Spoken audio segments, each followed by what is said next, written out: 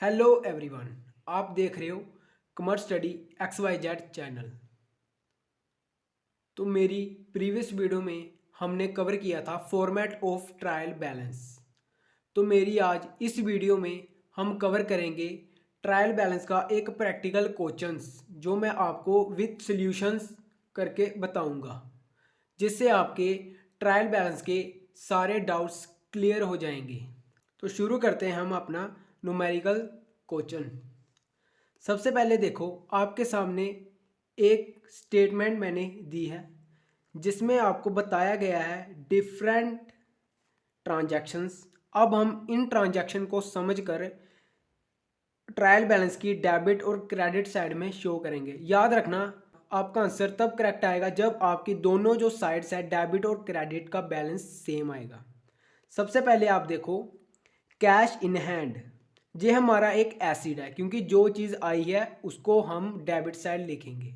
अगर आपको मेरे ट्रायल बैलेंस के बताए गए रूल्स नहीं पता तो आप मेरी प्रीवियस वीडियो में जाकर, जहां पर हमने इसका फॉर्मेट को डिस्कस किया था, आप वहां जाकर इसके रूल्स देख सकते हो।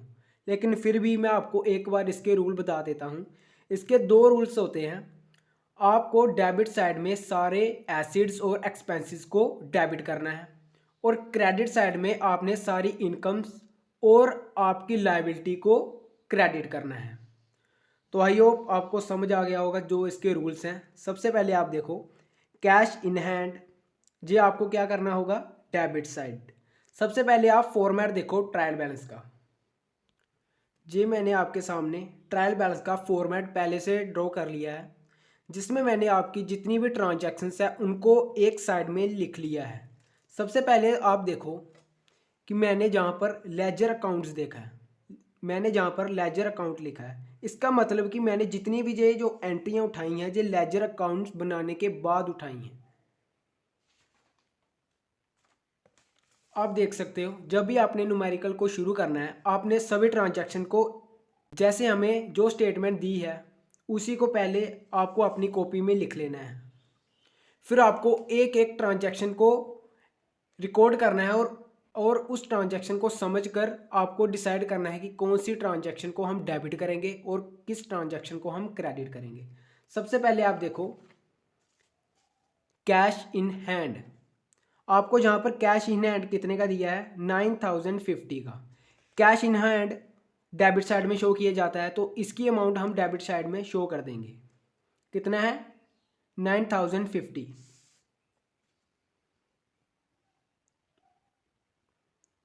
ओके। उसके बाद आप देखो, हमें दी है परचेजेस।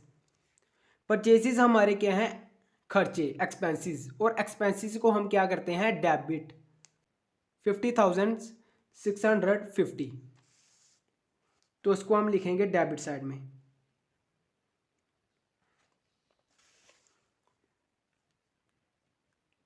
उसके बाद आता है सेल। सेल हमारी एक प्रकार की इनकम है, तो इनकम को हम क्या करते हैं, क्रेडिट। कितनी की सेल हुई है, 1,15,000, तो इसको हम सेल को क्रेडिट साइड में शो करेंगे, 1,15,000। ओके। तो नेक्स्ट आती है हमारी सैलरी, जिसकी अमाउंट है 6,000। अब सैलरी को हम डेबिट करेंगे या क्रेडिट, सैलरी को या बेजिस को। ये हमारे एसिड्स होते हैं, ये हमारी इनकम में नहीं इंक्लूड होते, तो इसीलिए हम इसको डेबिट साइड में, तो इसीलिए हम इसको डेबिट साइड में शो करेंगे। सैलरी हमें कितनी दी है, 6,000, डेबिट साइड में हम इसको लिख देंगे। उसके बाद आते हैं हमारे बेजिस। मैंने आपको बताया था कि जो बेजिस और सैलरी है उसको हम डेबिट साइड में शो करेंगे। कितने की बेजिस है हमारी, 22,000 की। ये हमारी बेजिस डेबिट साइड में शो कर देंगे, 22,000। उसके बाद देखो, उसके बाद जो हमारी एंट्री आती है वो है ओपनिंग स्टॉक। ये हमारे एसिड्स हैं, स्टॉक्स हमारे एसिड्स होते हैं। तो कितने के, 3,800 के, तो इसको हम डेबिट साइड में शो कर देंगे। अब देखो, अगर हमें जहाँ पर क्लोजिंग स्टॉक दिया होता तो हम इसको क्रेडिट साइड में शो करते। उसके बाद आता है बिल्डिंग। ये भी हमारा एक एसिड है, कोई भी हमारे लैंड प्रॉपर्टी ये हमारा एक एसिड ही है। तो हमें बिल्डिंग कितनी की है, वो हमारी 34,000 की। तो बिल्डिंग को हम लिख देंगे 34,000। उसके बाद आप देखो मशीनरी। मशीनरी भी हमारी क्या है, एक एसिड है। कितने की है, 5,000 की। 5,000 को हम डेबिट साइड में लिख देंगे। उसके बाद आते हैं हमारे पेटेंट्स, रेंट्स और टैक्सेस। ये हमारे खर्चे होते हैं और टैक्सेस भी हमारे एक्सपेंसेस ही होते हैं। कितने के हैं, 25,000 के। तो इसको हम डेबिट साइड में शो कर देंगे। उसके बाद आते हैं एक्सपेंसेस, जर्नल एक्सपेंसेस। इन्होंने सीधा दे दिया है, तो आपको बताया था जो हमारे एक्सपेंसेस है उसको हम कहाँ लिखेंगे, डेबिट साइड में। कितने के दिए हैं, 13,000 के।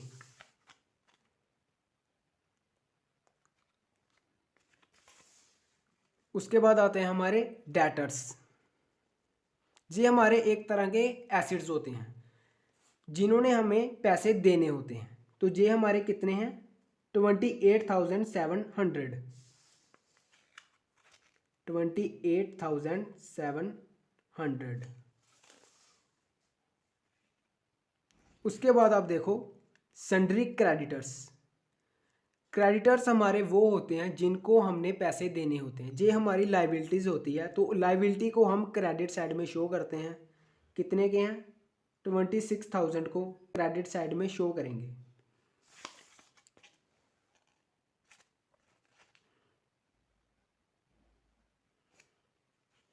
ओके। उसके बाद आता है हमारा बिल रिसीवेबल। बिल रिसीवेबल, अगर हमने कोई बिल को रिसीव किया इट मीन्स ये हमारा एसिड हुआ, तो इसको हम डेबिट साइड में शो करेंगे। कितने का है, 31,200 का। 31,200। अब मान लो अगर जहाँ पर बिल पेबल होता तो आप उसको क्रेडिट साइड में शो करते, क्योंकि आपने पेबल किया है मीन्स आपको पे है, वो आपकी एक लाइबिलिटी है। तो लाइबिलिटी को हम हमेशा क्रेडिट साइड में शो करेंगे। उसके बाद आता है कैपिटल, जो हमें दी है 86,000 की। याद रखना ट्रायल बैलेंस में कैपिटल क्रेडिट साइड में शो होगी। जो हमारी कैपिटल होती है ये हमारी एक इनकम ही होती है, तो इनकम को हम क्रेडिट साइड में शो करेंगे। कितने की है हमें कैपिटल दी हुई,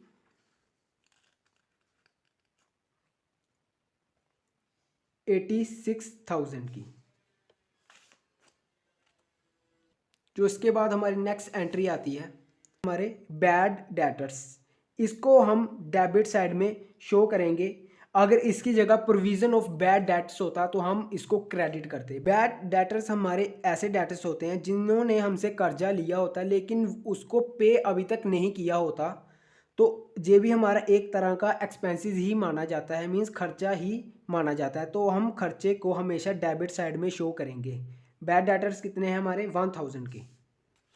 तो 1,000 को हम डेबिट कर देंगे। अगर इसकी जगह प्रोविजन ऑफ बैड डेट्स होता तो हम इसको क्रेडिट करते। तो उसके बाद आते हैं कमीशन रिसीव। आप अगर कोई भी चीज़ रिसीव कर रहे हो तो ये आपकी एक इनकम है, तो इनकम को हम हमेशा क्रेडिट साइड में लिखेंगे। कमीशन रिसीव मीन्स कितने की, 1,600 की।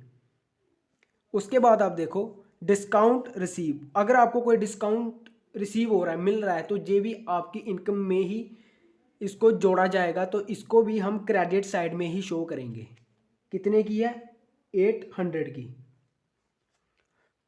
तो जितनी हमें ट्रांजैक्शन दी गई थी हमने उस हिसाब से अपनी ट्रायल बैलेंस को बना लिया है। अब हम इसकी बैलेंस को चेक करेंगे। तो इस अमाउंट को हम ट्रायल बैलेंस के लास्ट में जहाँ पर हमने डेबिट और क्रेडिट साइड का टोटल किया होगा वहाँ पर लिख देंगे। डेबिट साइड का जो टोटल आया वो है 2,29,400 और क्रेडिट साइड का भी हमारा 2,29,400। इट मीन्स हमारा जो बैलेंस है वो मैच हो चुका है, तो ये हमारा एक राइट आंसर है। तो ये था हमारा आज का टॉपिक। आई होप आपको ये न्यूमेरिकल अच्छे से समझ आ चुका होगा। आपको सिर्फ एक चीज़ का ध्यान रखना है कि जैसे जैसे हमें जो जो एंट्री को पूछा गया है उस हिसाब से लेजर अकाउंट में जो हमारी ट्रांजैक्शंस हुई होगी उसको उठाकर ट्रायल बैलेंस में सिर्फ रिकॉर्ड करना है। अगर हमें सीधे बोल दिया उन्होंने कि ट्रायल बैलेंस को बनाओ तो ये काफ़ी इजी होगा आपके लिए। सिर्फ आपको पता होना चाहिए कि किन चीज़ों को हमने डेबिट करना है और किन चीज़ों को क्रेडिट करना है। So thank you so much.